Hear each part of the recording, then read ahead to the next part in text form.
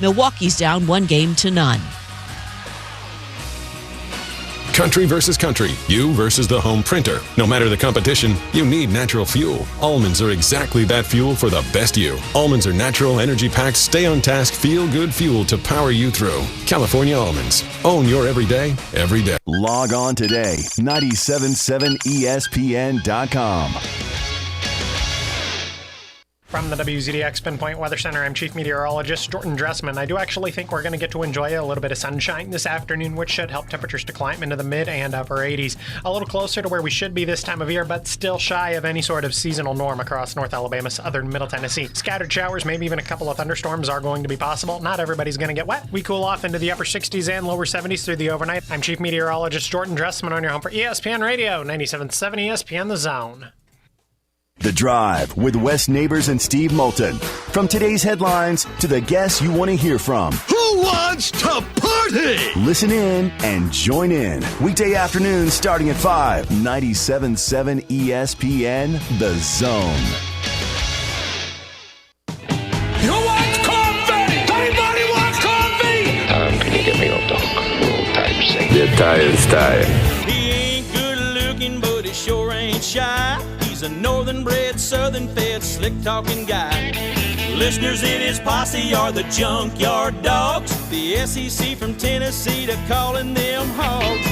From Gainesville up to Lexington to the Titan Tiger Land, nobody does it like Thom Abraham.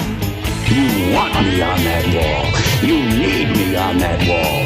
Testosterone high today. Yeah, Tom's a man, he's got the plan, he's really got it made. What a wife he's got, she's smoking hot, check out the junkyard babe. When everything is said and done, no one can beat his show. He's a high-tech redneck, Tony Soprano. If you love sports without the fluff, he's got the master plan. Cause nobody does it like Thom Abraham, yeah. I guess I'm on here. Am I on? Can somebody respond?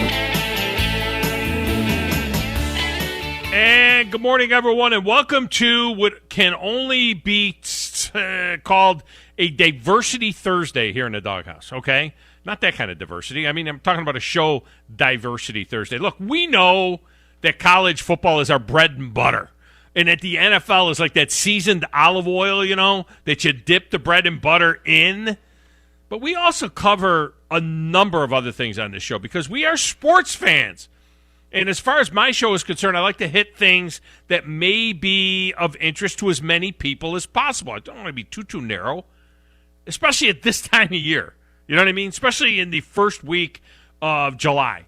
All right? So, you know, we work some golf into the show, some hockey and hoop, NASCAR. You know, we kind of get it all in there. And maybe even a soccer tape, since the Italians will take on England in the Euro final on Sunday. All of England is going nuts. It's been like 25 years or something since they've been in a Euro. I don't know. Of course, I will be pulling for the Italians. Now, we also slip in some professional fishing into the show from time to time, since we live in the greatest fishing region in the country. And we have plenty of outdoorsmen listening. And since I'm the host of Bassmaster Radio. And this weekend, the Bassmaster Elite Series is at Lake Champlain on the New York-New Hampshire border. Coverage is on Fox Sports app today and tomorrow and on FS1 over the weekend. So I kind of keep an eye on that as well. But we have a huge UFC fight coming up on Saturday night as Conor McGregor and Dustin Poirier go at it in a rubber match. Plus, in a couple of weeks, we got the Bronze Bomber, Deontay Wilder, and Tyson Fury. And they'll have their rubber match as well. And no one seems to think that Wilder has a chance in that fight. But our friend Vince Ferrara from the Sports Animal in Knoxville, who you often hear on our air talking about football and basketball. Well, you know, he is also a fight commentator.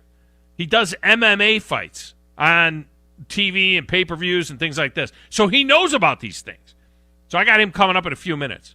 And we can't ignore that fight that's coming up Saturday night or the fight that is coming up in a couple of weeks between Fury and Wilder. So, you know, I just want to get his take on it. At the top of the 11th, Steve Merril from Pro Sports Info is back. We're going to look at the action tonight in the NBA, Game 2 of the NBA Final. And over the weekend, we'll look at some of the things that are coming up as well. And an update on the state of sports wagering in the states. Alabama is going to be the last state to get it. We know it, right? I mean, we just go ahead and accept it. It's like the lottery. We're going to be the last state to get it. Everybody's got to go. You're going over to Mississippi. You're going over to Georgia. You're going up to Tennessee to place a legal wager. We know that that's the way it's going to be.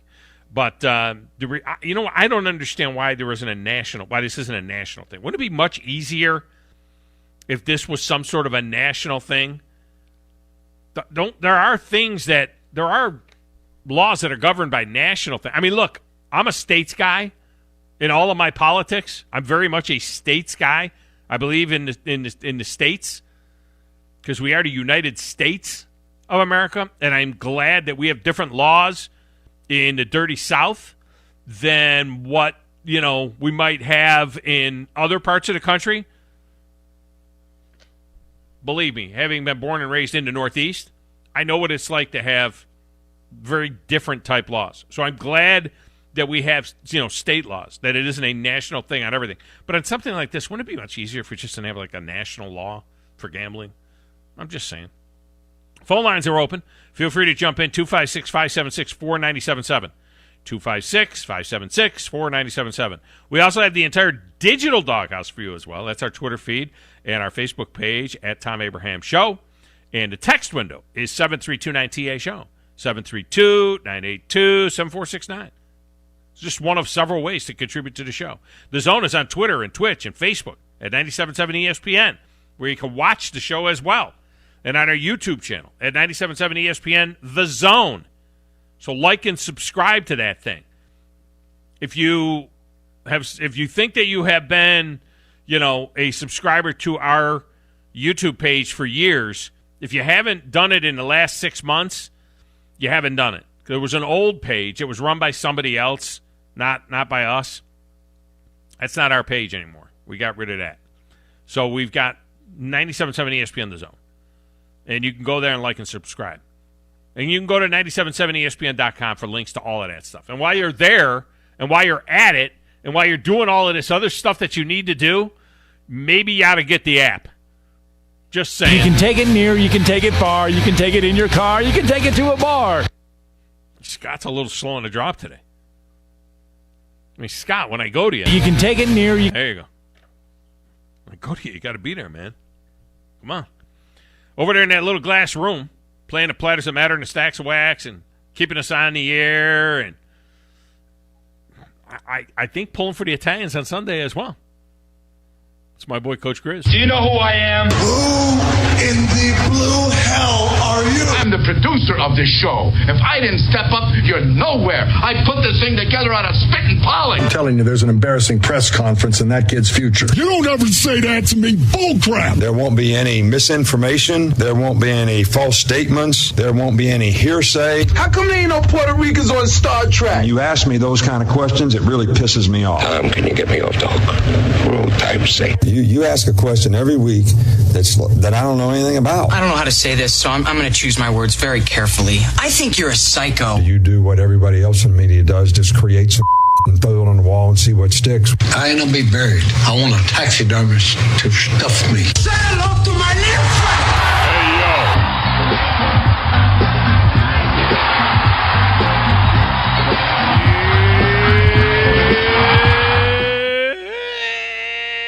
Grizz, how you doing today?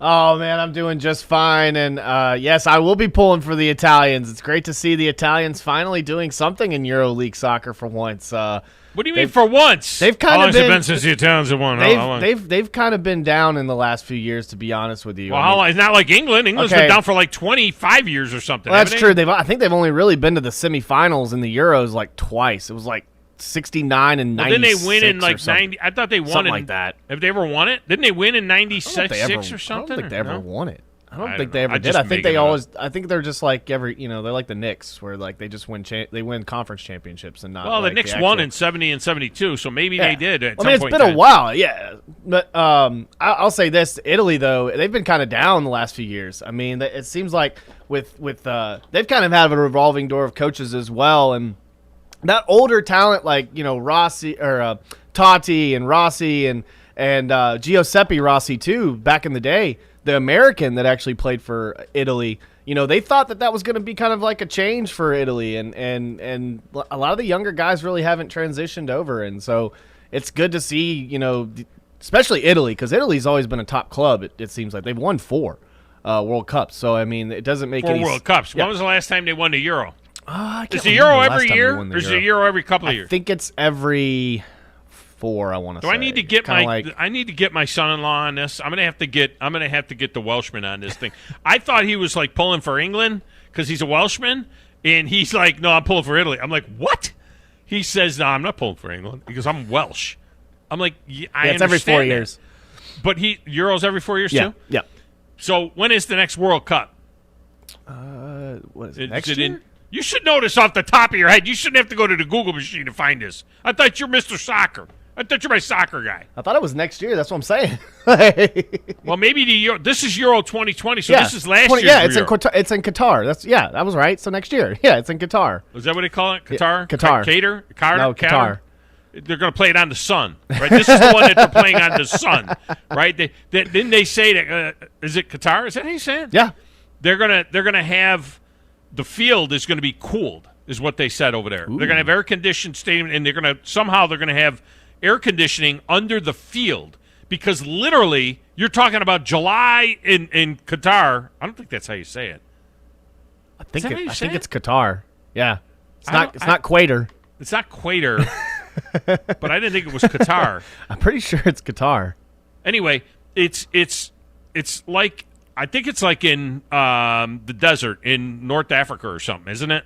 And it's like going to be in July, so it's like 130 degrees every day. Kind of reminds everybody me. Was like, why are you doing this? Yeah, it kind of reminds me when they did the ones in South Africa, and the guys were like passing out, and they actually had to have like heat timeouts like you do in football. They actually had to have heat timeouts, which it's crazy to think in soccer because you're supposed to constantly run, and the time never stops. So when they're taking their water breaks, they were just accruing time over time. So like there were games that had like 6 minutes of extra time because they were taking these water breaks. And the last time Italy won the Euro was in 1968. Wow. Yeah. When's the last time England won it? Ever? I don't know if maybe they never won it. Look at all the soccer talk we're getting in here. Yeah, we're getting a lot of it in. July 8th, and we're talking soccer. Well, because the Italians are in it. You know what I mean? You get the Italians in there. I mean, you got to. I mean, but what time will that be? Was that going to be in the morning on Sunday? I'll either be fishing or watching fishing. Well, England last time they won the World Cup was in '66. Yeah, but I'm talking about, we don't care about the World Cup. We're talking about the Euro. When was the last time they won the Euro? Because Italy won the Euro. Italy won the World Cup not that long ago, right? They didn't. I mean, World Cup wise, they didn't. It wasn't that long. First ago. appearances. First. Oh, no, the first was in '68. They've had 10 appearances. Best result, finalist 2020. I'd have to go down to their actual stats. They may not have ever won it. I don't think they ever did. I think they, like I said, I think they only reached the semis twice. It was like 69 and 96 or something like that, or 68 and 96. I know they were in the semi. Yeah. So Qatar, you're talking about South Africa. I mean, forget about South Africa is 2,000 miles south of Qatar. Qatar's like on the equator. I know. I mean, literally, miserable.